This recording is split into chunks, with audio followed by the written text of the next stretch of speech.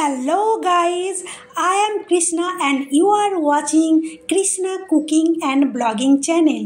তো আজকে আবার আমি চলে এসেছি একটা নতুন রেসিপি নিয়ে। এটা হচ্ছে গোটা সেদ্ধ। তো গোটা সেদ্ধ বলে আমরা কিন্তু এটা গোটা গোটা রাখি না, কেটেই করি। তো বন্ধুরা, অনেক দিন পর আবার চলে এসেছি আমি ছাদে রান্না করতে। আর এই গোটা সেদ্ধ তৈরি করতে অনেক সময় লাগে, তাই আজ ভাবলাম যে একটু কাঠের জালে রান্না করি। তো দেখো, এখানে আমি সমস্ত কিছু নিয়ে বসে গেছি। তো নিয়েছি মটরশুঁটি। তো মটরশুঁটিগুলো অনেকে যারা গোটা সেদ্ধ করে তাই গোটাই দিয়ে থাকে। আমাদের কিন্তু গোটা দেয় না, সব চোকা ছিলেই দেয়। তার জন্য আমি চোকাটা ছিলে নিচ্ছি। তো এদিকে আমি প্রথমেই হাঁড়িতে জল গরম বসিয়ে দিয়েছিলাম। জলটা গরম হয়ে এসেছে, আমি ভালো করে কলাইটা ধুয়ে কলাইটা দিয়ে দিলাম। তারপর দিয়ে দিলাম এখানে বরবটি। এবার বরবটিটাকেও ভালো করে ধুয়ে নিয়েছি। এবার বরবটিটাও দিয়ে দিলাম। আর এই কলাই আর বরবটি সেদ্ধ হতে প্রচুর সময় লাগে, তাই প্রথমেই কলাই আর বরবটিটা সেদ্ধ করতে বসিয়ে দিয়েছি। এবার আমি যে সবজিগুলো দেব, সবজিগুলোকে আমি কেটে নিচ্ছি। তো দেখো, প্রথমে কেটে নিয়েছি ফুলকপি, আর এখন আমি আলুগুলো ছিলে নিচ্ছি। তো যেহেতু আলুগুলো খুব ছোট ছোট, তার জন্য আলুগুলো চোকা ছিলে গোটা গোটাই রেখে দিলাম। আর বেগুনগুলো যেহেতু সাইজে খুব বড় বড় আছে, তাই বেগুনগুলো আমি পিস পিস করে কেটে নিচ্ছি। তো এখানে আমি 3টে বেগুন নিয়েছি, আর আলু নিয়েছি যেহেতু ছোট তার জন্য 9টা, আর কুল নিয়েছি 7টা।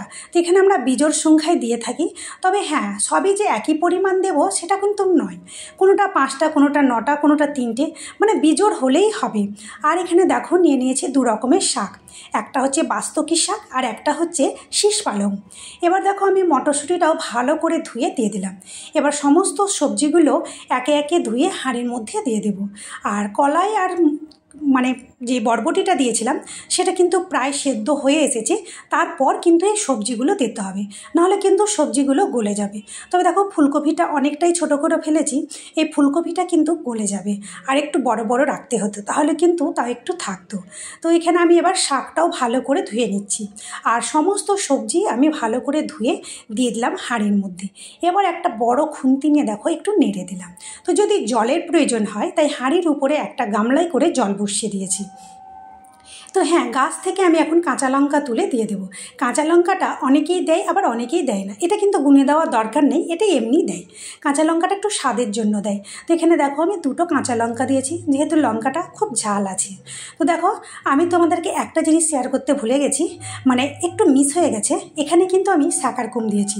তো তোমাদের সাথে কিন্তু শাকারকুম দেওয়ার এটা মিস করে ফেলেছি। তো এটা আমি পরে অ্যাড করে দিয়েছিলাম। তো দেখো, গোটা সেদ্ধ কিন্তু তৈরি হয়ে গেছে। তো তোমাদের এই ভিডিও কেমন লাগলো অবশ্যই একটা কমেন্ট